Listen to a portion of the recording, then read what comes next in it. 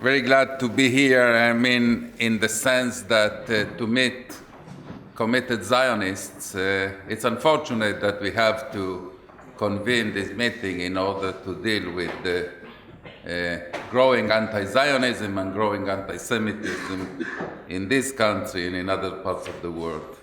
I strongly recommend, I wouldn't do it every day, but I do recommend that you read today the New York Times.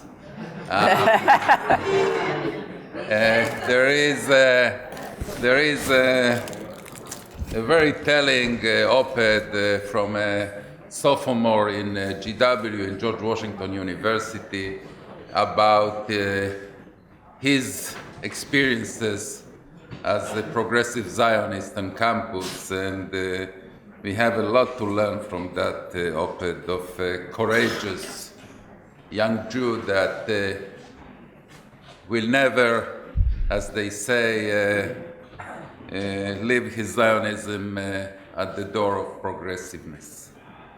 I want to say something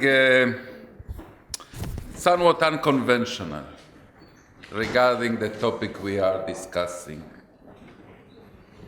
I think sometimes that we devote too much effort to convince the others that anti-Zionism is also anti-Semitism. Why? Not because it's not. Of course it is. But because even if it wasn't, even if it weren't, anti-Zionism is bigotry by itself. To be an anti-Zionist, whether you have Jewish friends or you don't have Jewish friends, whether you hate Jews or you are indifferent to Jews, to be anti-Zionism is an extreme form of bigotry. Because what does it mean to be an anti-Zionist? It means that you deny the most persecuted people in history, that you deny the most oppressed people in history, that you denied the most massacred people in history the right to self-determination in its ancient homeland. So even if your motivation is not, and usually it is, but even if your motivation is not anti-Semitic, you still are a bigot if you are an anti-Zionist. To be an anti-Zionist means that you deny history, that you deny the connection of the Jewish people to its ancient homeland, that you make efforts to claim that in the Temple Mount there was never a Jewish temple. In that sense, anti-Zionism is not only ahistoric, it resembles denial of other events more recent in Jewish history, the Holocaust. So, anti-Zionism by itself is bigotry, whether if it's anti-Semitism or not. But in our tradition, there are two different types of mitzvot. There is sur merah, distance yourself from doing evil things, and it's also aseh tov, do good things. To combat anti-Zionism, to combat anti-Zionists is sur merah, is distance yourself from evil. But we have also to aseh tov, to do good. And to do good means that we have to make a concerted effort, a huge effort, to liberate, to emancipate the word Zionism from those that hijacked it, from those that kidnapped it. When I sometimes I want to suffer a little bit, I make a search of the word Zionism on Twitter, and I see what people write about Zionism. There are those that say that we lost that battle, that we have to find a new nomenclature, that we have to find a new denomination. No, no way. The movement that Benjamin Zev Herzl founded, and we continue together, all of us, all over the world, is the most just, the most amazing, the most exciting national liberation movement human history knew. And we will not abandon it. We will reclaim it. We will preach, we will explain, we will educate, we will explain, until we, as I say, release the word Zionism from those that hijacked it and kidnapped it and vilified it. We will never agree to make the Z word the four-letter word, the four-letter word. We will continue to claim, to display with pride, with Jewish pride, our Zionism everywhere. That is the battle that we have to launch, not only against the anti-Semites that use today anti-Zionism as an elegant form to be bigots toward the entire Jewish people, but we have to be positive. Zionism is good. Zionism is the national liberation movement of the Jewish people, and we will raise that flag everywhere in campuses, in progressive and in conservative movements. Zionism must be here to stay as our banner. Thank you so much.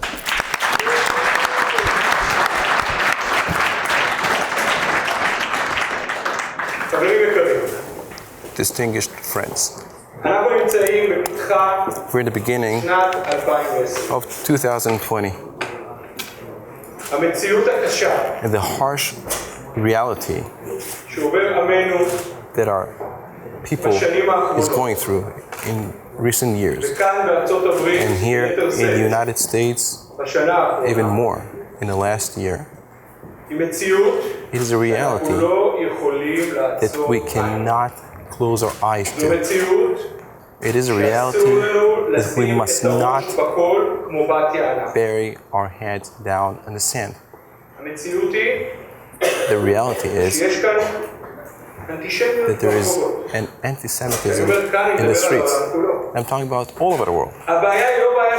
And the problem is not the problem of the Jews only. It's a worldwide problem. The world has to understand again that anti-Semitism that we thought that has already disappeared 75 years ago, and then we thought that it disappeared 71 years ago. It did not disappear. It was here always. And nowadays, it raises its head up in a very bad way. This anti-Semitism, in which our brothers and sisters in Europe are afraid to hang on their mezuzahs and the doorposts of their homes. People are afraid to wear the yarmulkes in the streets. It is very clear to me, and unfortunately even more today, that it's not only in Europe. This phenomenon, it's a worldwide one. It does not come only from the right, it does not come only from the left, not from religious Christian background, not only from Muslim background, and all these guys that people are trying to use as anti-Zionism or anti-Israel. Everything is a disguise for the word of anti-Semitism. When you stretch it down, this is anti-Semitism. And this is something that needs to be told out loud. And you see, we're witnessing a rise of anti-Semitic incidents every single year. It is true that unfortunately, this past year, due to the horrific attack in Pittsburgh, there's more awareness to the situation. However, the trend is not from now. It's from recent years and not only from nowadays. We have to understand that we must take off those masks, get rid of those beautiful words or justifications of human rights, of freedom of speech, of democracy. Everything is right. It's correct, but you have to look at the base, where it is coming from. Yesterday I read a report by the FBI, not by the World Zionist Organization, and not by the American Zionist movement, but by the FBI. And they're talking about 2018, in which 58% of the so-called hate crimes in the United States were classified on an anti-Jewish background.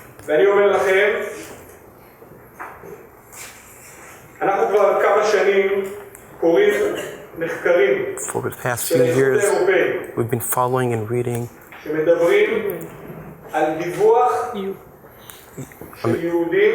reports by the EU on reports of Jews on anti-Semitism. Reports show that 80% of those who were attacked by anti-Semitism in Europe do not report it to anyone, to any source. And I'm telling you today, and these numbers, horrific numbers by the FBI, are not even getting closer to the truth, to the real numbers. Because we are getting used not to report about anti-Semitism. We're getting used to the fact that it is very hard to be Jewish. We must not let this happen. We must raise our heads up high with Jewish pride and to say enough is enough. Every person, whoever tells us, even by talkback online, or just saying something down the street, some people are saying, we did not really hear it, or we just like that, we did not really care. We have to respond to everything. We are here, every comment. We are here for a right, because of our right. And we will make our own decision where we want to live. And we shall maintain our traditions anywhere we want, however we want, just like any other citizen in the world.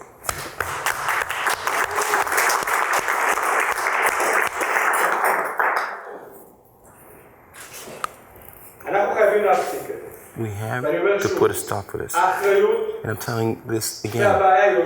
The responsibility and the problem does not belong to us.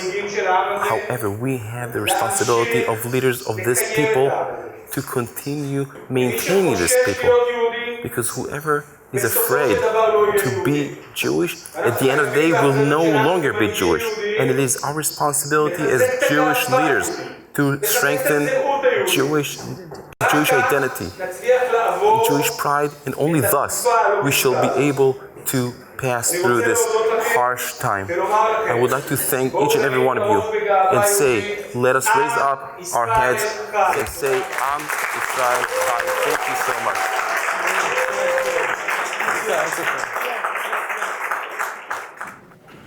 Good afternoon, everyone. Thank you for having me. Thank you to the AZM, to Herbert, to Alicia for putting this together. It's a really important symposium very happy to be here. My name is Avi Gordon. I'm the executive director of a relatively new organization called Alums for Campus Fairness. There were flyers outside, and what we are is we're an organization that brings alumni together from universities across the country under one roof, under one voice to counter bigotry, to counter the anti-Semitism, anti-Israel rhetoric that's happening on campus. As we know, college campuses are a hotbed for anti-Semitism, for anti-Israel rhetoric. As mentioned before in the op-ed that Ambassador Dayan just mentioned in the New York Times, which I read this morning, and obviously his daughter is very involved at Columbia. And obviously it's an epidemic. There's an issue that's happening on campus. So what we're doing is we manifest ourselves by having chapters across the country. We have over 35 chapters across the country, from UCLA to Columbia University, University of Michigan. I can keep going, but I'll save time. And we have hundreds and hundreds of members who are a part of our network. And so our UCLA chapter, our UCLA alumni, they're not necessarily in Los Angeles, but they are UCLA alumni, and they're worried about their alma mater. And so what makes this different from other organizations, other student groups, is that we're explicitly not a student group, but we do have a seat at the table on every campus because we are representing alumni. We have chapter leadership, meaning like presidents per chapter, including leadership, like executive councils who convene with us. And we meet with the administration, we do petitions, letter writing campaigns for the administration, and we have a seat at the table. What do universities care about? They care about two things: their reputation and their donor dollars. And those are two things that alumni, frankly, represent and can change. And what we're here to do is to educate alumni about what's happening on campus, to expose what's happening on campuses for the administration, because many times, surprisingly, they actually have no idea what's going on their own campus. They don't recognize necessarily that students are being discriminated against, are feeling unsafe on campus. They're worried about wearing, like was said before, about wearing their kippah or wearing an IDF shirt on campus. They feel like they're being demonized. And so what we're here to do is, from an alumni perspective, is to help the students feel safer and to ensure that there is a place for open dialogue for everyone to be able to have a real debate on campus where real topics can be discussed in a respectful manner. We work with many different pro-Israel organizations on campus, from the Israel on Campus Coalition to Stand With Us to Hillel International. That list could go on as well. But we're really we're the only group that works with alumni specifically, and we're proud to fill this role that's much needed, and we're growing on a daily basis. We have over 35 chapters across the country with more than 5,400 members. And our list is growing, from University of California at San Diego, where an apartheid wall happened in May of last year. We got over 1,400 members together under one roof to speak to the administration, to address what's going on. And most recently, here locally, we came out with a dossier on Columbia University, where we exposed over the last 3 years over 100 incidents of anti-Semitic and anti-Israel happenings on campus, whether it be swastikas drawn on offices, whether it be students feeling unsafe. We were able to work with actually Ambassador Dayan's daughter Ophir on it, and we were published across the board, whether it be Jerusalem Post to the Algeminer to Fox News. We've been able to spread this and to expose what's happening at Columbia University. While I do have a robust Hillel and a fantastic study abroad program at Tel Aviv University, there's a lot more work to be done at Columbia, and it's imperative for us that we're able to share with our over 500 alumni represented with Alums for Campus Fairness at Columbia University that there is much more work to be done, and President Bollinger needs to be held accountable. And so we plan on having a meeting with him shortly to talk about this. I think that one of the things I'm going to start with is the working definition of anti-Semitism. I'm going to focus on that because, one, it's practical, two, it's a major success, and it probably is, in some ways, the most important development in fighting anti-Semitism over the last 2-3 decades. But I also want to point out that I'm sort of coming here from a different perspective than everybody else is. Because when I introduced that to IRA, and I'll tell you what IRA is in a second, it was not coming from a perspective of dealing with Zionism. As a matter of fact, that was very far removed. It was so far removed that I literally had to ask the Israeli government not to be out front on that issue, on pushing the definition. So let me explain why and how that works in this regard, and why still, with that or despite that, it's an extraordinarily positive tool. So first of all, IHRA, the International Holocaust Remembrance Alliance, is the only intergovernmental organization that exists solely to deal with issues related to the Holocaust and anti-Semitism. It was founded 20 years ago in Sweden, and originally consisted of 5 countries, including the US, Great Britain, France, Germany, and Israel. Subsequently, it's now up to 32 countries. The requirement for joining was high-level political commitment. The application has to be signed by either the head of state or the foreign minister. It is not an insignificant political organization. On the other hand, it has no binding authority. Nothing that is done at IHRA has the effect of law. So it's only how much you can impose your will in a political or moral way. And that's how IHRA functions. There are working groups associated with education, with academics, with museums and memorials, Committee on Anti-Semitism and Holocaust Denial. And about close to 10 years ago, I would say, we decided to work in the Committee on Anti-Semitism and Holocaust Denial. And in IHRA, things are brought forward from the experts up to the political level, for the political level to approve or reject. And the political level, their approval has to be unanimous. To get something adopted in IHRA formally requires the consensus of all member states. If one state objects, it's off the table, it's finished, it's done. So I'll tell you some of the states in a minute, but we decided to work on first definition, working definition of Holocaust denial and distortion. And earlier reference was made to the denial of Zionism being equivalent in some ways to denying the basic historical fact of the Shoah. There is a linkage there, and there's no question. But we weren't addressing that, because our mandate was to address just Holocaust, just anti-Semitism, just Holocaust denial. We insisted on putting in, I wrote most of that definition, I insisted on putting in Holocaust distortion as well, because we wanted to deal with issues in places that now we see in Poland or Hungary, where survivors or researchers or scholars can actually be prosecuted for claiming that local collaborators actually collaborated and murdered Jews. So there are ongoing attempts to not just deny, but to distort the history of the Holocaust from the highest political levels. That took 5 years to get adopted. It took a couple of years to write, and it took about 3-4 years of political work to get it adopted, because you had countries like Lithuania, Poland, Hungary, Croatia, Serbia, France, Netherlands, Belgium, in other words, the countries where the Shoah took place, that had vested interests, some of them, in keeping the record distorted and whitewashing their local history. After that was successfully done in 2013, we then decided to move on to dealing with anti-Semitism. And the reason was there was a definition of anti-Semitism that had been adopted by the Human Rights Agency of the European Union, but never formally adopted. Actually, I misspoke. It wasn't adopted. It was posted on their website. And that was being used, but when it was taken off their website as part of a reorganization, and we never found out if that was a political move because other changes were made as well or not, it doesn't really matter. It lost whatever status it had.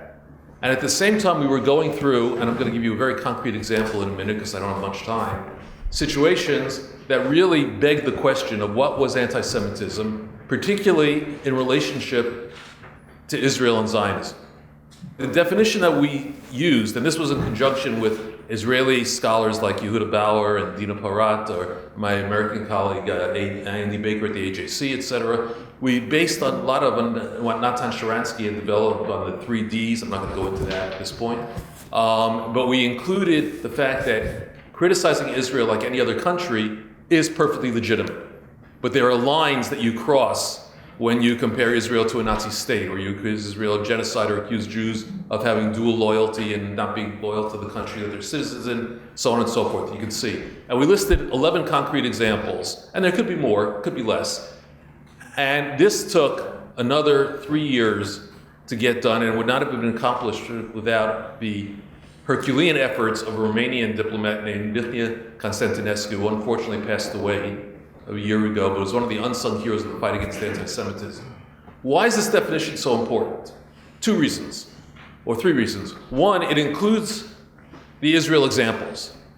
So even though that wasn't our original focus, it plays out as we're seeing here. So how does that really work in real life? 2014, summer of 2014, in Wuppertal, Germany, a shul that had been destroyed in Kristallnacht, rebuilt, was firebombed as a result of what was happening in Gaza.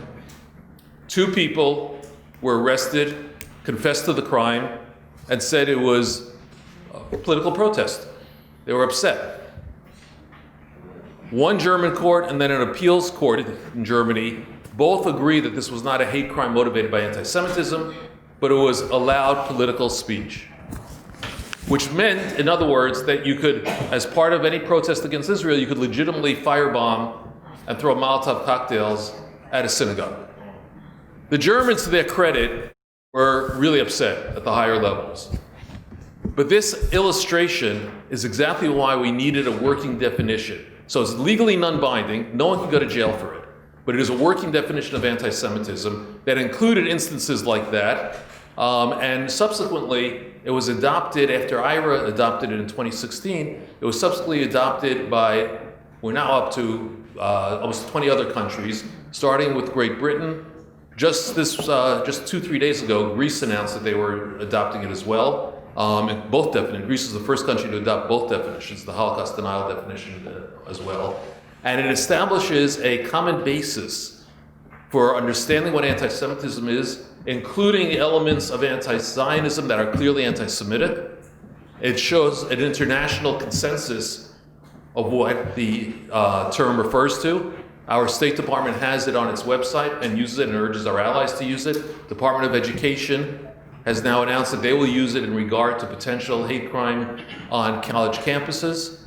And I will just add in conclusion that to me, the best illustration of how it can be used was the fact that it was the focal point of the discussion, not this past summer, but 2018, in the United Kingdom, in which Jeremy Corbyn and the Labour Party were challenged around the definition, to whether to adopt the definition, where they stood on it. It framed the issue of how they had to reply on their own perspectives on anti-Semitism. And if that wasn't enough, and with this I'll conclude, it actually engendered a letter signed by 68 British rabbis of all denominations, male and female, across the board from Haredi to liberal, in support of the definition. And if it had accomplished nothing else in my lifetime than bring 68 rabbis together under that thing, I would say it's a practical success.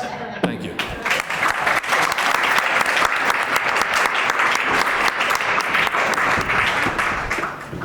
Thank you all for hosting me today. I'm very proud to be here, especially proud as being an Israeli, an IDF soldier, and a proud Zionist. And we should never forget that. I've spent more than 32 years in the Israeli Defense Forces, and when I served in the army, I always thought that over there I've done the most important job fighting our enemies. You know, working against Hezbollah and Iran and Hamas. You think that this is the most important thing, and this is what is our main challenges in the world. And then 2 months into my retirement leave, Gilad, the Minister of Strategic Affairs, called me and asked me to lead the campaign, the counter-campaign against BDS. And again, I thought I was doing the most important thing, because fighting delegitimization of Israel, fighting BDS, which is just one symptom of delegitimization, back then, 4 years ago, seemed to me as something that we have to do because it affects everybody, it poisons the atmosphere, and it has to be done. And again, I thought that I was doing the most important thing, and then I've learned something else, that BDS and delegitimization is just one symptom of a greater phenomenon, which is anti-Semitism. This time, BDS and delegitimization is coming from the left wing. We also have the right wing, which everybody knows about, and we also have radical Islam. Mainly, we look at it as if it's a European issue, but it also growing right here under our nose, and this is something we should take care of. So all in all, it's been more than 36 years that I'm fighting for something all the time, and hopefully, one of those days, I will have the time to rest. What I've done in the ministry is try to look at the issue of delegitimization from a bird's view. Meaning not just working on campuses, not just working with unions, not just looking about what's happening in culture, what is the companies who are being attacked in order for them to leave Israel, but trying to look at the whole phenomena, try to understand what is the motives, what is the forces, who are the organization, where's the money coming from, what is the ideology, looking at everything from the bird's view, which is called an overall strategy. And that's what I've done in the ministry for 4 years, and we have created a task force, we have run the counter campaign. I'm very happy to say that we have succeeded in many cases, we have lost in other cases, but on all, we always have to start with some questions and then come up with a strategy.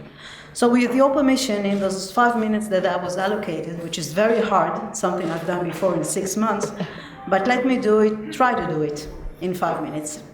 I've asked myself 2 questions, and I'll try to answer them in headlines, and then I'll share with you my view as how we as a whole, not just combat anti-Semitism, not just this organization or that organization, not that particular initiatives, but we as the Jewish people and those who are caring for us and those who are willing to become our partners should tackle the issue of anti-Semitism.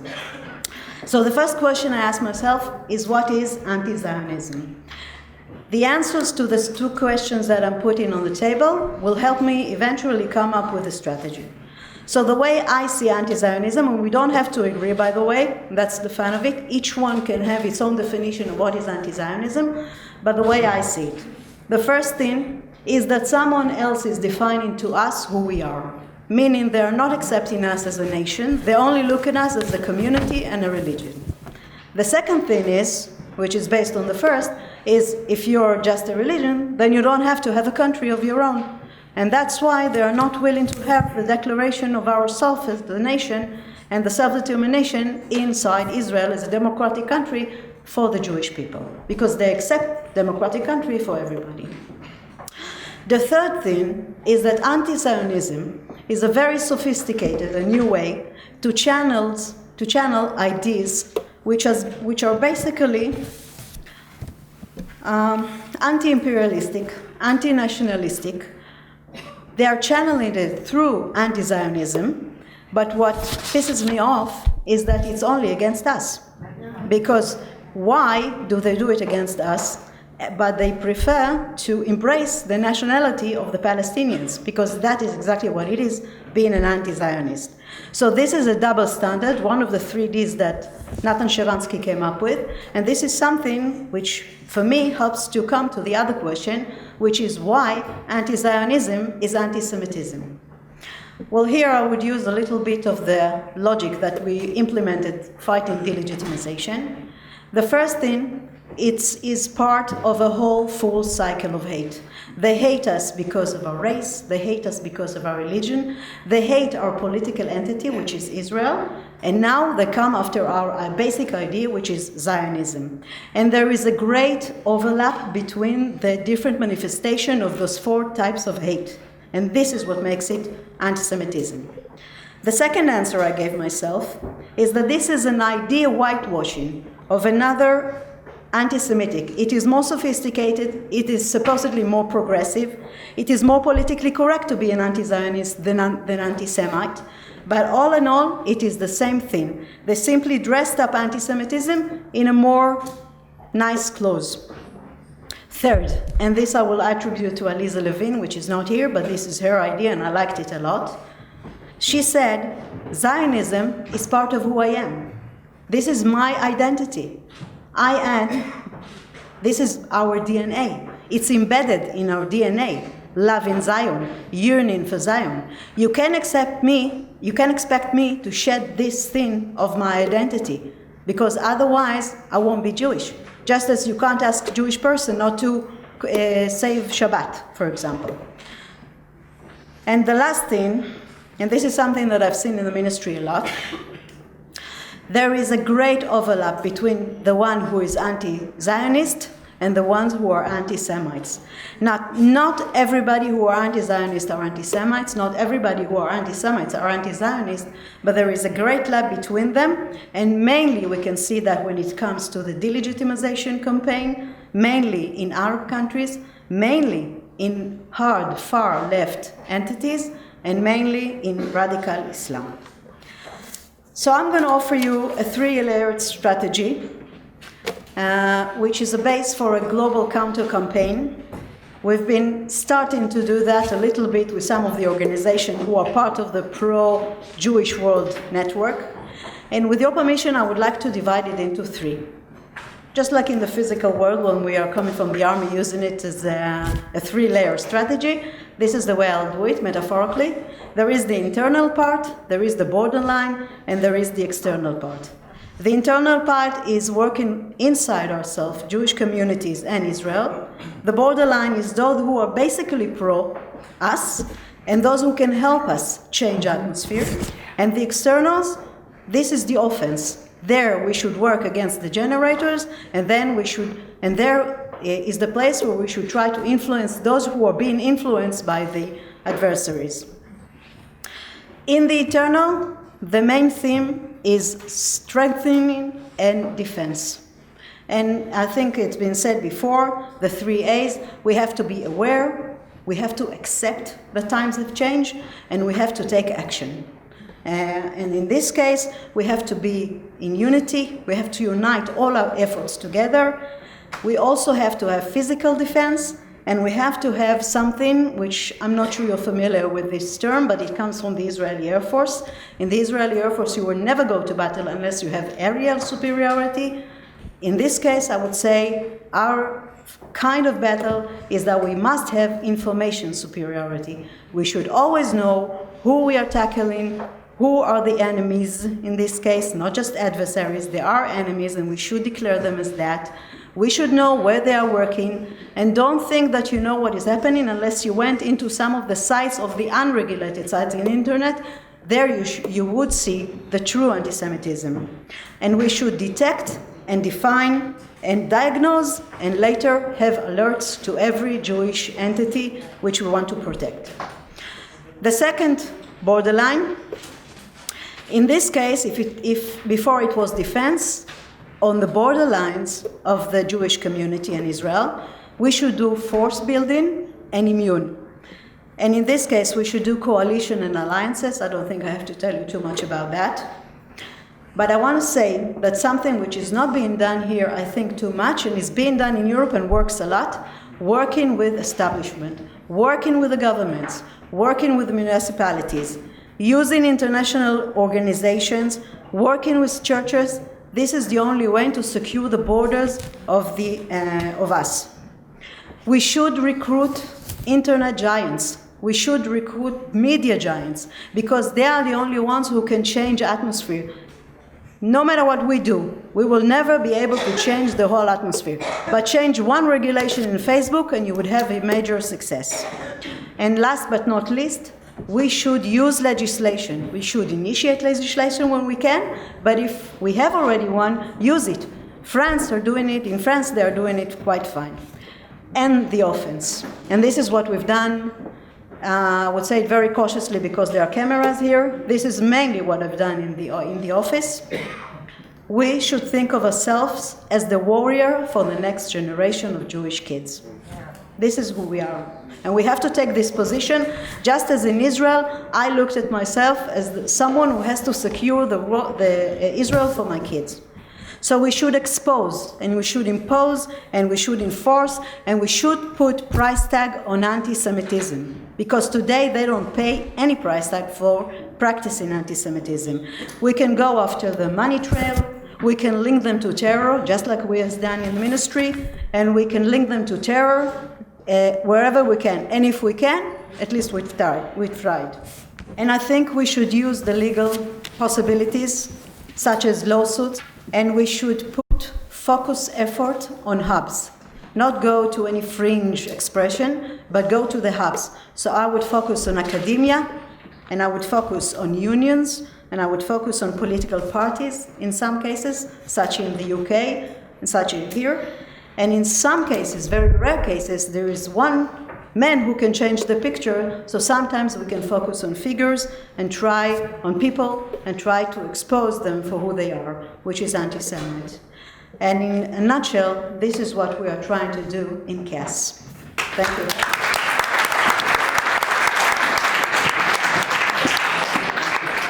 I'm going to start with a story. A few years ago, I was invited to speak at the Limud conference in Vancouver.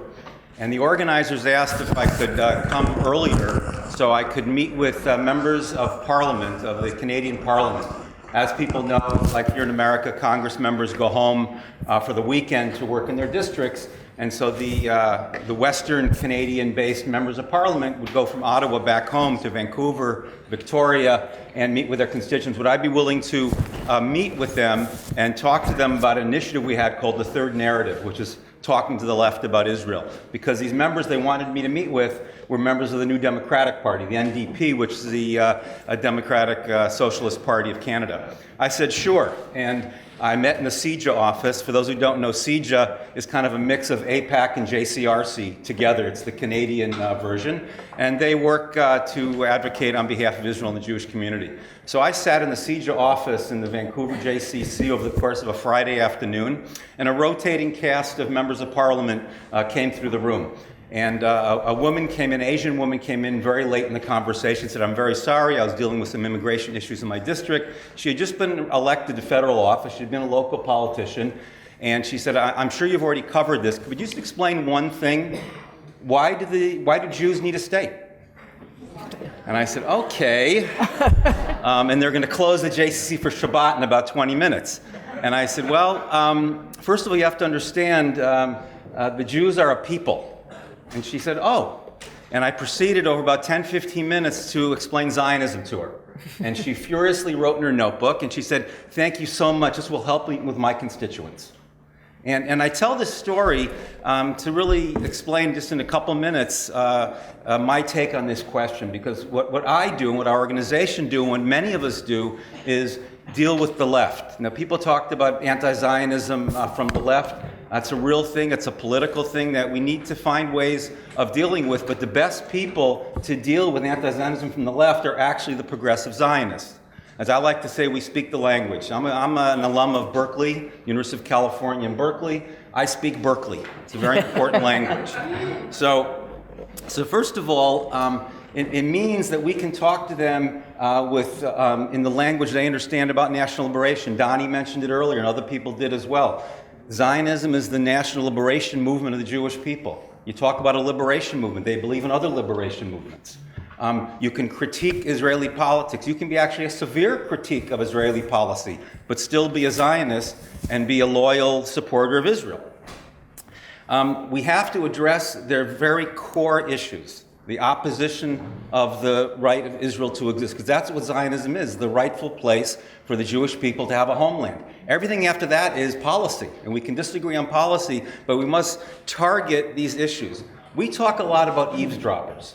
There's a lot of people in campuses and communities. I do a lot of speaking in the Muslim and Christian community. A lot of people are eavesdropping the discussion about Israel. They haven't formed strong opinions. We need to frame the argument in a way they can find a place to be supportive of Israel. Just driving here today, I got invited to an Episcopal church in suburban Maryland. And the person who invited me said, I'm pro-Israel. Most of the people on my Holy Land committee are not. Right? The Holy Land Committee. So I've got to find a way then to speak to that Episcopal church in language they will understand, that they understand they can support Israel's right to exist while they're critiquing some of the policies they read about in the newspapers every day. I brought some copies of a booklet that I'm happy to share with you or send to you. It's called The Third Narrative, Progressive Answers to the Far Left Critique of Israel. And again, we have to understand, this is mentioned, Sima referred to this as well, there's a range of opinions on the left. There's the left, and there's the far left, there's the anti-Israel left, and we need also to discern who our allies can be on the left. Where in the labor union movement and other movements on the left we can find allies to help support our case. One last thing I want to mention, I mentioned the eavesdroppers is a very important idea, engaging with people who aren't sure of the issues, who need more education. Secondly, I get asked a lot on campus when I go in and talk to a varied audience, and I get asked, well, if not BDS, what? It's very important that we have what to offer those progressive students, those progressive churches who are looking to be involved around the Middle East. And if we've convinced them that BDS is counterproductive and wrong, then what do we offer them? And I'll give you a couple ideas. First of all, there was a wonderful campaign. Amherst is a very liberal campus up in Massachusetts, where there was a divestment conference a few years ago, and the very progressive pro-Israel group on campus came up with the idea of invest, don't divest. And they had students donate $2 a piece. Okay, $2, less than a cup of coffee. $1 went to an NGO in Israel, and $1 went to an NGO in the West Bank that was dealing in coexistence. And this is a way to tell students there's something that you can do that's positive, that invests in peace. Second of all, there are lots of NGOs that are doing what we call cross-border work. I'm involved in one called Project Rosanna that works on Israeli-Palestinian healthcare cooperation. There's Kids for Peace, there's the Hand-in-Hand Schools, all kinds of projects that are all about coexistence and cooperation between Israelis and Palestinians. And in some ways, both, it does good work in the region, and I believe in that. It also has a political message we can share with people in communities and campuses. We can say, BDS is destructive. It doesn't bring us any closer to peace. Let's find something constructive to do. Lastly, there's a lot of different battlefields. That's been spoken about today. One of the ones that I think is very important that actually we've been involved with is fighting back against academic boycotts of Israel. It's a very important place to be. Obviously, academia, we've spoken about the students. The professors is also a very important area. We've put together something called the Council for Academic Freedom, the Alliance for Academic Freedom, the AAF. And these are liberal, progressive academics who, again, have critiques of Israeli policy, but work against the academic boycotts in the association. So, for instance, the American Historical Association, we've beaten back resolutions there twice already to boycott Israeli academic institutions. It's probably going to come up again in January. And these are very targeted work we can do where you have to find the right language, and you can enlist a lot of alliances within those academic associations. You have those people who support us on policy. You have those people who say, yes, why are we discussing the Middle East at the American Historical Association? So there's a lot of ways of building coalitions among academics who say, this isn't our topic, or we agree with you. We have to be smart when you build these coalitions. So I've talked about the eavesdropping. We have to find those people who don't know enough, and we can help educate them. We can say, if not BDS, what? And target certain segments that are underserved, like the academics. Thank you very much.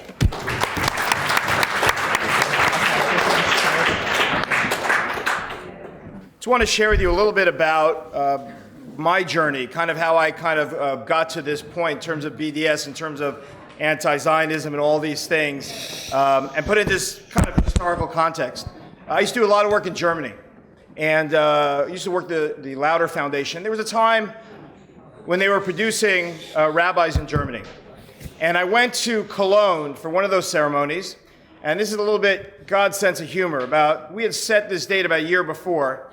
A couple weeks before we arrived in Cologne, the local German kind of judicial system had deemed circumcision to be illegal.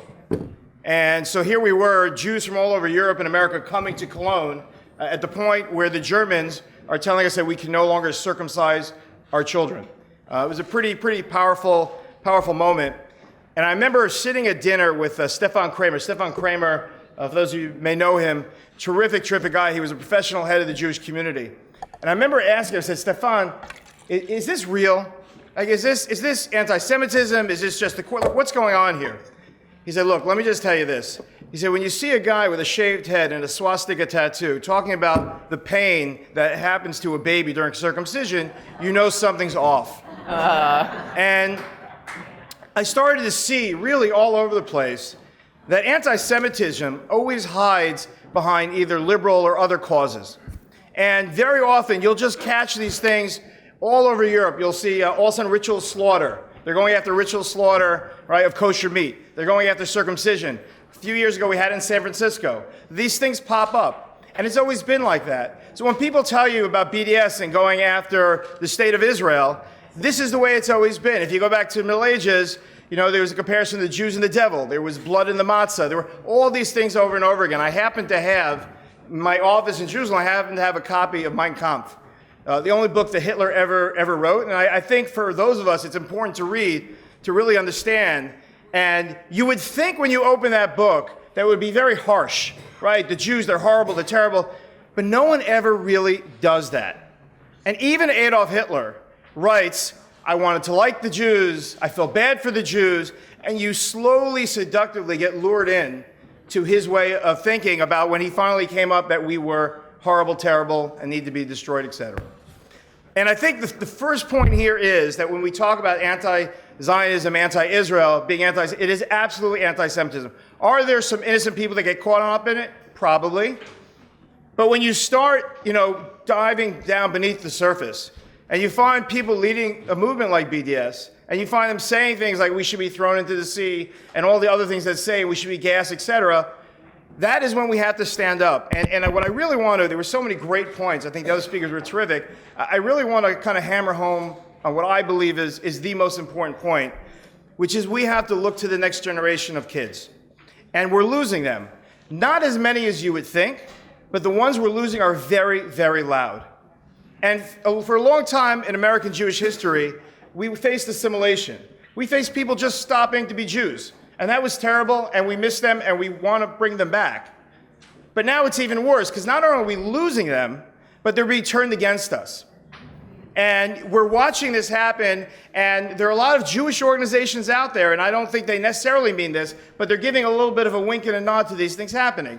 I know we have Zionet, which everyone should download on their phone, but while you're doing that, you should follow things like If Not Now, right? There's an organization, If Not Now, which is basically, it's horrific. I mean, you just Twitter every day, you just watch what's being said. And what's worse than what's being said, and the attacks and the demonization of Israel, all those things, what's worse is they purport to be a Jewish organization. And that's our issue. I'm not here to really talk about the Gentiles or the non-Jews. I'll leave that to a lot of other experts. I'm here to talk about us. And so many of our children, next generation, are being turned against us. And they're claiming to be us. So when people attack us, that is their shield. It's not just the social causes. I have my friend the Jew here right next to me, and he's also aghast at what's going on. And so when we see things like birthright being attacked, you like birthright, you don't like birthright, it's totally irrelevant. We all have to rally to their side. When we see any other Jewish organization that's trying to do good getting attacked by these people, we need to rally up. We can't let them be the shield to these people out there. And I think it's not only that, but something that bothered me tremendously this past summer was, if you follow, again, the If Not Now, they were all over Iowa, right, with their iPhones in the face of the Democratic candidates, basically trying everything they could to get them to condemn Israel. And I remember thinking one thing. Yeah. Where are our kids? Why are our kids not in Iowa? Now, I have a son in Yeshiva University. He's very, very active on a Zionist level, went to Yeshiva Kotel, etc. And they go to Times Square on Yom Ha'atzmaut, and they have a big party there. And it's awesome. It's incredible. It's amazing. But it can't just be about those positive celebrations. It has to also be, our kids have to be in Iowa. Our kids have to be in Washington. Our kids have to be in all the places that those other kids are at. So when the media focuses on those 10 kids or 20 kids who are getting arrested sitting in front of someone's office, we should have 500 kids and 1,000 kids. And generationally, we're at a very tough point. In the American Jewish history, many of our current leaders who are retiring right now grew up in the Soviet Jewry movement, right? There was this fight, right, to free the Jews, to get up there, to go and to scream and to yell. And it really built a whole generation. And that generation is retiring. And our next generation of kids, and they're incredible, they're wonderful, they're amazing, but they need to get more active. And they need to drown out the sounds of that small minority. So number one is, and again, we have to go after that minority, we have to educate them, but we also have to make sure that our children, our community, is active, is out there making the case for Israel. It can't just be about having a celebration on Yom Ha'atzmaut. It has to be every single day going out there and being able to fight this. And I think that if we can focus, again, those that are working with the Gentile population, non-Jewish population, very important, et cetera, our message, but we have to focus on the Jews. Because if we can get that generation back, if we can get strong, then I think we can do incredible things. Thank you so much. First of all, I'm delighted to be here.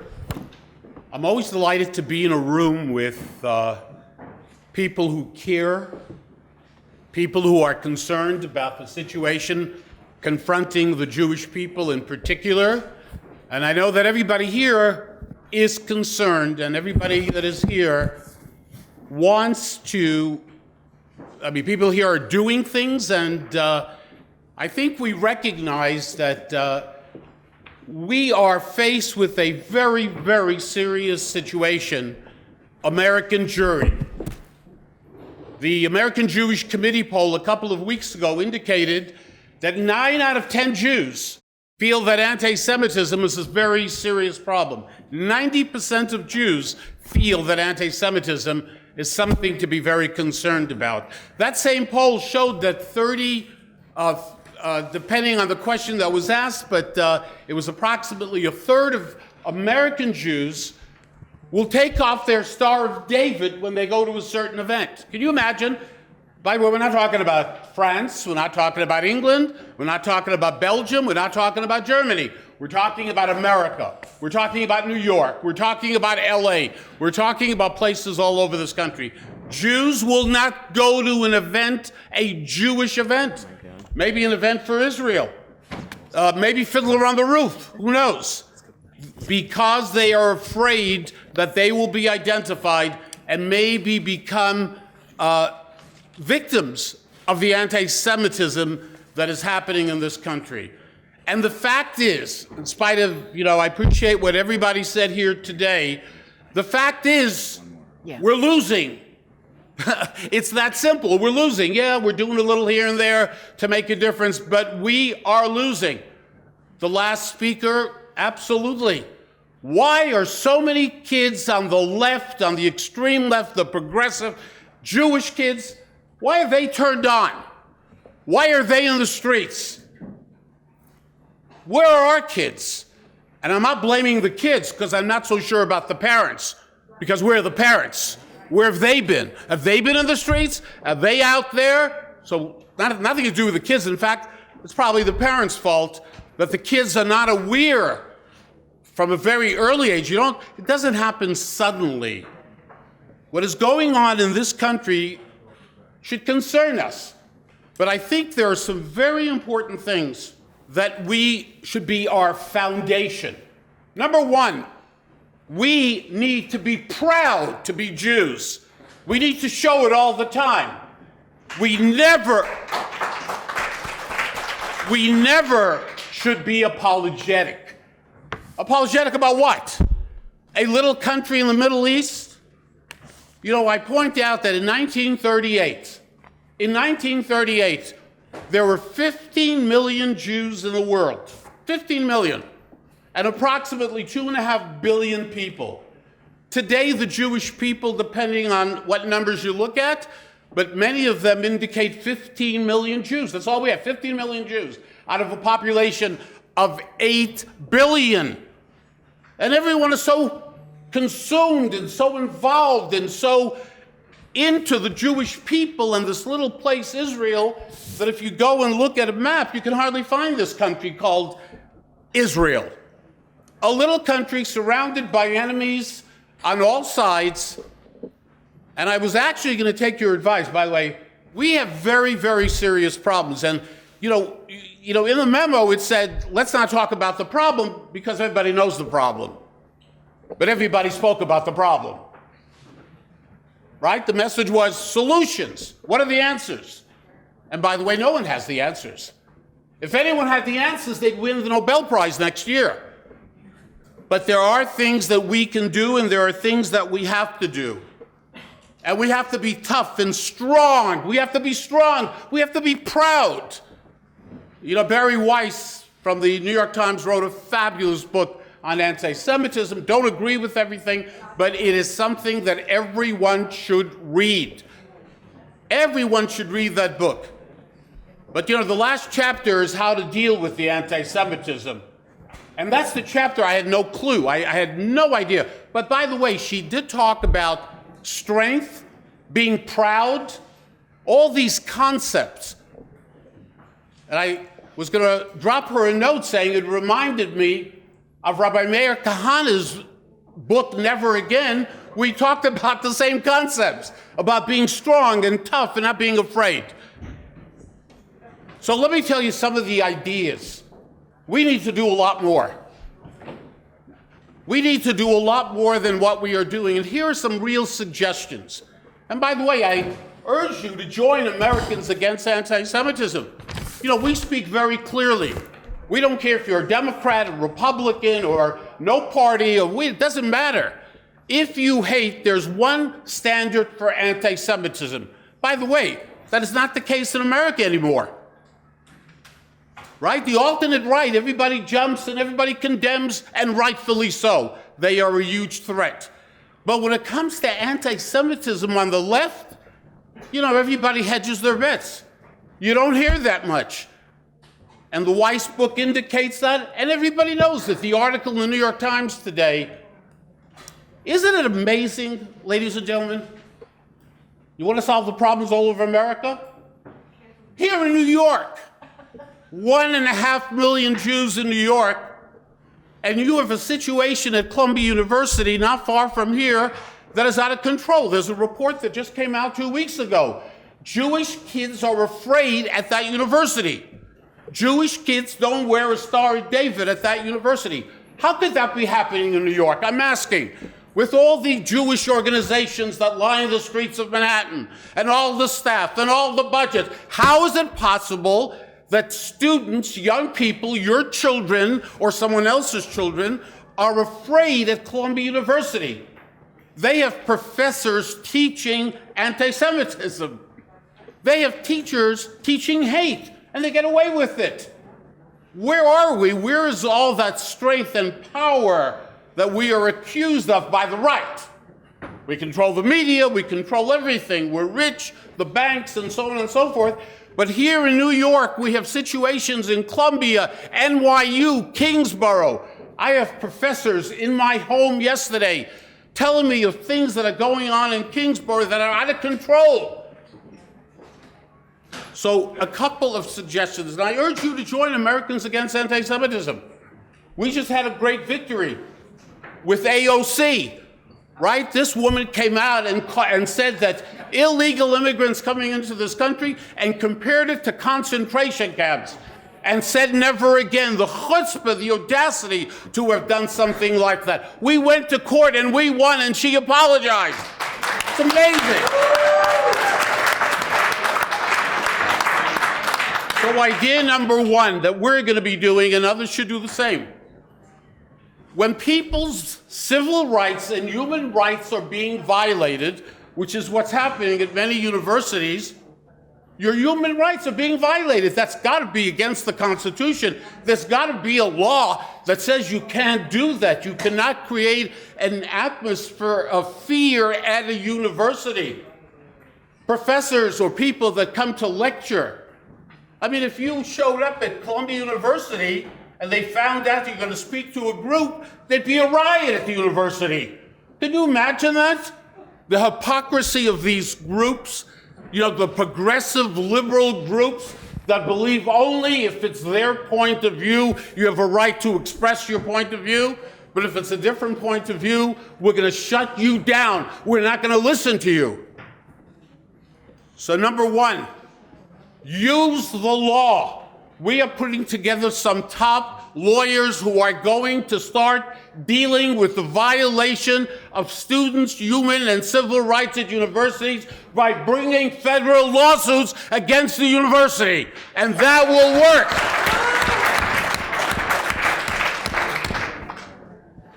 Here's something else. What do I have, another half hour? Okay. Oh. Half a day. Okay. Number two, how many of our young people, forget about the people who are older, how many people are really equipped to answer the tough questions? The issues that are raised by our enemies, by the BDS people, the students on campuses who think one country in the world, there are 195 countries. Did you know that approximately? Maybe it's more as of yesterday, but 195 nations in the world. One country has a BDS movement directed against her. One country in the whole world with 6.5 million Jews. Nobody else is guilty of violating everyone's human rights. I mean, we know the Chinese, concentration camps for the Uyghurs, that's okay. and the violation of human rights by countries all over the world. Only one nation of the world, the home of the Jewish people, is the target of the BDS movement all over the United States and all over Europe. We need to create. The money is there. The will has to be there. We need to train our young people, kids who are entering college, the first-year freshmen. We need to train these young people. We need to encourage them. We'll pay them. We need to teach them to be experts on the issues involving Israel so that they can confront anybody, anywhere in the world in terms of the issues. We need to create this education to educate young people. Most people do not know. I wish we could have a discussion right here today about a lot of the issues involving Israel and how Israel violates the human rights of the Palestinians. Right? We could throw out a lot of things, and how do we answer those questions? How do we deal with those things? What did that say, time up? Yeah. Should have been in Hebrew, I would have understood. Anyway, I think I've made my point. We need to be thinking out of the box. I'm not worried. We're going to win in the end. We've been through a lot worse, the Jewish people, in history. But if we're going to be successful, by the way, why hasn't there been one huge demonstration in New York against anti-Semitism? Why? Just tell me why. One, will we bring everyone together from all communities? Why? Anyway, ladies and gentlemen, thank you for giving me the opportunity. Working together, we can make a huge difference, but we need to try new approaches to be successful. God bless you, and thank you very much. No problem.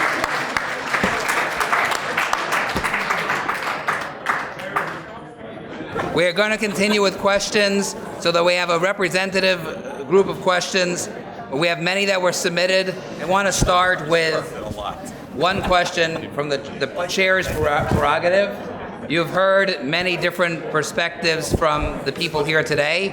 When people get very riled up about the subject, very impassioned about Israel and anti-Zionism, we tried to focus on the angle of what can we do practically to combat anti-Zionism, not just as I guess Rabbi Borg mentioned. Thank you for reading the note. Not just to restate the problem, but what can we do? So I want to ask everybody a tachlis question of what can people go home to do in their community, in their shul, on the internet, or however, something tachlis, that practical, that everyone can do today to address this issue. Thank you. Thanks to everyone for still being here. It's simple for our perspective what you can do. If you go on our website, campusfairness.org, you can sign up, you can get our newsletters, you can be a part and be heard under all of our chapters. You can be a part of our chapter, you can be a leader within the chapter, and we welcome all of you to not only sign up yourself, but to invite your network, your friends, fellow alumni to sign up as well, and to have your voice heard. Although I spoke about the definition of anti-Semitism, I'm going to change tact a little bit. And what I'm going to suggest is that everyone here has a voice in our political process. And what you need to do is be connected to our political leaders. I'm not sure if you're aware, for example, just last week, they announced the formation in the U.S. Senate of a task force against anti-Semitism, bipartisan, headed by two senators, one from Nevada, Jackie Rosen, Democrat, and Jim Lankford from Oklahoma. They need to hear that this is an issue that you are involved with and you care about. They need to know when budgeting concerns come up about the offices in the State Department or Department of Education that deal with these issues, that you want those adequately funded.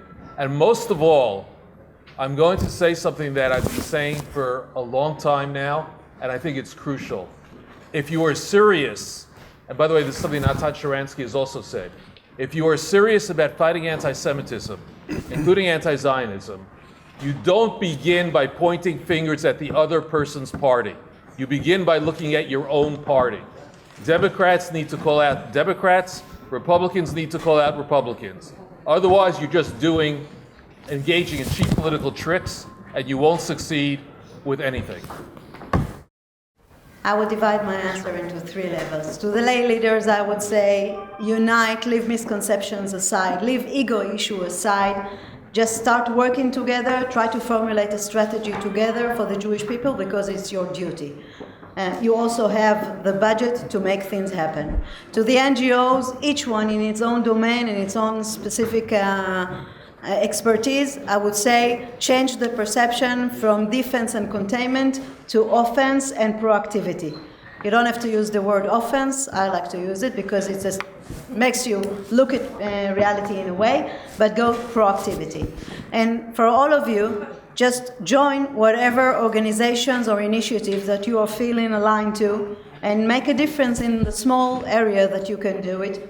And the more synergy we can create inside of ourselves, I think the more stronger we will be. So I'll just go back to something that I mentioned in my presentation. Think about neighbors, friends, contacts who either deal in the progressive world or have some of the critiques of Israel that I mentioned, and supply them with materials. I brought copies of the booklet that I mentioned, the Progressive Answers to the Far Left's Critique of Israel. We also have a website, thirdnarrative.org. The notion of a third narrative is one that can embrace both the Zionist narrative and the Palestinian narrative. It's a way to engage with people because you say, yes, there's multiple narratives. Accept ours, we'll discuss yours, we'll find a middle path. So thirdnarrative.org, and you're welcome to one of the booklets. I think that Aish Torah, we have an incredible website, aish.com, get about 1 million people a month. We have a lot of articles about anti-Semitism, recommend to read, etc. But the truth is, if you want to do something, we partnered with combatantisemitism.org. Sasha's right there. It's started by an incredible Jew named Adam Barron in Wichita, Kansas. They have quickly become just an incredible organization. One of the things that they've done with this issue that I talked about with young people, they started a series of contests where they're giving away serious dollars, which is incentive for a young person to really do some work on anti-Semitism. And the other piece is when you see in the news that Jewish organizations are getting attacked, like I mentioned with Birthright or other organizations, I think you need to stand up. It really doesn't matter if you're a member of the organization, you love them, this, that, hate them, whatever it is. If they're getting attacked for standing up for Israel, then you have to rally to their side. So I just want to give people an opportunity that the website that you can go to get involved, and also watch the things that we have done on social media, getting millions and millions of hits all over the country from Jews and non-Jews. And by the way, our support comes from Jews and non-Jews all over the United States. So it's AmericansAA.org, that simple. Number 2, sometimes we have a tendency, because the problem is so overwhelming, that a lot of people take the attitude, what can I do to really make a difference? I'm just an individual, what can I do? Even if I get together with 2 or 3 people. I just want to tell everyone, you should not be concerned about that. Everyone needs to do what they can. Some people can do more because of their position. Some people can only support an organization because they're doing things that you care about.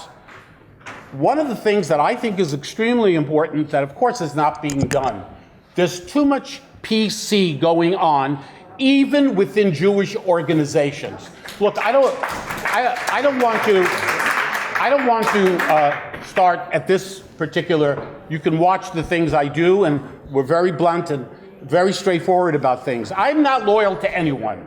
I'm loyal to the United States of America, and I'm loyal to the Jewish people. That is all I care about. So it is important. If you're part of a synagogue, go to your rabbi. Rabbi, what are we going to do? We've got a very serious problem. You're part of a synagogue that may have 100 members, 200, 500. We need to push our leadership. And with the exception of all the people that are here, our leadership is MIA, basically. It's also because they're not sure what to do. Isn't that incredible? They are not quite sure what to do. What should be the approach? Everybody knows the problem. I mean, we have a man running for the United States, for the presidency, that advocated 2 weeks ago that the aid that goes for Israel's security, that some of it should be sent to Gaza. I don't know if he was going to go to Gaza to hand it out on the streets or give it to Hamas. I'm not quite sure. But the chutzpah, the audacity, there wasn't enough reaction to that. That is the most, you're talking about someone running for the presidency, a serious candidate of a major party in this country, advocating that money for the defense of Israel go to our enemies. We need to, ladies and gentlemen, I don't know where this is going, nor do you. I don't know what the future is. No guarantees. I think 2 years ago, 3 years ago, if we had raised the issue, can anything happen in this country, God forbid, like happened many years ago in Germany? I think if that would have been raised, people would have thrown you out of the room. Today, no one says that anymore in terms of people are worried. 13 Jews have been murdered in their synagogues. Anti-Semitism here in New York is out of control. You know, when a mother walking with her child gets egged, that affects that person's life for a very long time, possibly forever. And there's been very little response on the part of the city of New York. There's no plan. There's no plot. There's nothing being planned. How are we going to deal with this? So you are the leaders of the Jewish people. Take charge. Thank you. So there's been much discussion about what to do on college campuses on anti-Zionism. College campuses are too late. What is being done to educate high school students, their families, and high school teachers with the ability to address this issue when they get to campus? The campuses are a hub that we need to address. We are addressing it. When I say we, I mean the whole pro-Israel or pro-network. The work which is being done by a group called ICC, Israel on Campus Coalition, together with 19 other initiatives who work on campus organization, is wonderful. And when it comes to school kids, we have detected the fact that they are coming from a greenhouse into this academy sphere, and then for the first time they are meeting these challenges. So what we have done, back in the ministry, by the way, with Jaffe, is that we have taken shlichim and sent them to schools and actually educated them on Israeli issues, on Zionist issues, on anti-Semitism, and what is it they're going to encounter. And I know for sure that it wasn't just one initiative that we have come up with. I know for a fact that many organizations are doing this, and I think it's very important because you prepare them for campus life. But when we're talking about campuses, we should work very hard in faculty level, because the problem starts there, not with kids, not with SJPs. They are crazy as they are, but the problem is the faculty who actually brainwash those kids. I agree with everything you said. We're a part of the Israel on Campus Coalition. It's an important coalition. Likewise, there's an organization, the Academic Engagement Network, amongst others who work with faculty. Additionally, I want to say that I do know that Stand With Us, one of the organizations, has a very robust, for about 8 years now, high school program. Absolutely, it's worth an applaud because their work is tremendous. Stand With Us also has Israel Link, which is a middle school program. So they're working with middle school, high school, college students all at once. And it's pretty amazing to see their trajectory of these student activists making a difference in their high school, in their local public high schools, many of them, by the way, not just private schools, and then also going to colleges and being those stand-up activists and leaders. But before I went to Aish Torah, I actually worked with NCSY for 22 years with this age group. And one of the things that we did was we created something called JSU, Jewish Student Union. It's jsu.org. We started hundreds and hundreds of public school clubs where we would bring in IDF officer, people that served in the IDF, to go straight to the kids and talk to them before they got to campus.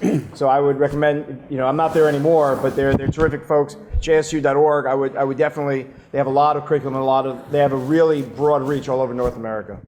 I just want to explain that I'm talking about something very different from IDF guy coming into a university, to a high school. That's all wonderful. Kids get turned on, especially the guys in uniform. That's all very nice. I'm talking about something else. There's no simple way to become educated about Israel. It takes time. It takes work, hard work. It takes a lot of reading. It takes extensive involvement, and that's what I'm talking about. And it can start. There's got to be a program. Someone has to be, let's be honest, pay for it. High schools, good high schools, kids are busy already. They are very busy competing to go to good colleges. So there has to be a program coming from the top. For all the Jewish organizations, I'm sure they can cough up some real money to encourage kids at all the top high schools, all the top schools in New York and beyond to get involved and have a curriculum where they cover everything. It's not simple. I've been reading all my life and I'm still learning. So the point is, that's what I'm talking about. It can start in high school, that's great. But God forbid that we should give up at the college level. We need to find those students. By the way, those that are involved against Israel, they're not a very large group. They just make a lot of noise. We have universities all over New York where you have 15, 20, 25% of the student body is Jewish. You have tens of thousands of students at these universities. We just got to find the kids who can be leaders. They can, you're a freshman, you got 4 more years coming. These kids have to be trained, and not every kid. I mean, being educated is great, but you need leaders, and it would make such a difference. By the way, Israel is not perfect, nor none of us are perfect, right? Nobody's perfect. We all make mistakes. We all do things that maybe we could have done better. But Israel, they're the good guys. They really are. We have justice on our side. Israel is threatened. Look what just happened in the last few weeks. Our enemies send missiles into populated areas to murder men, women, and children. And still, in spite of that, some of the candidates on the Democratic side still cannot find the words. They're still looking for the words to express their outrage at the terror that's coming from Gaza. They always have a problem. And that's part of the problem. It's the legitimization of hate. The legitimization of anti-Semitism and anti-Zionism. We got a lot of work to do.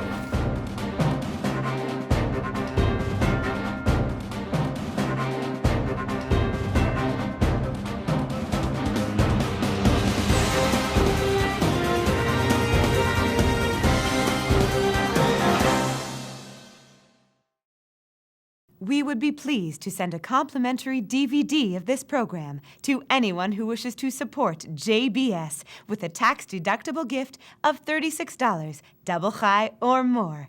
Simply visit the JBS website at jbstv.org and click on the Donate button to make a donation by PayPal or your credit card. And please, indicate the program for which you would like a DVD. Or you can send your tax-deductible check to JBS, P.O. Box 180, Riverdale Station, Bronx, New York, 10471. And again, please remember to indicate which program you would like to receive with our compliments. And we thank you for your kind support.